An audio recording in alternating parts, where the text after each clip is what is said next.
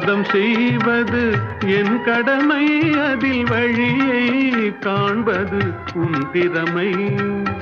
வாதம் செய்வது என் கடமை, அதில் வழியை காண்பது உன் திறமை. கண்டேன் கண்டது நல்ல வழி, அது காதலன் உடனே செல்லும் வழி.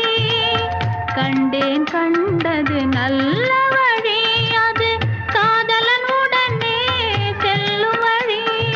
சொன்னேன் பல முறை யாசிக்கிறாய், நீ சொன்னதை நானும் யோசிக்கிறேன்.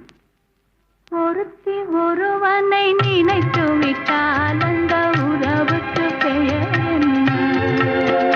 காதல்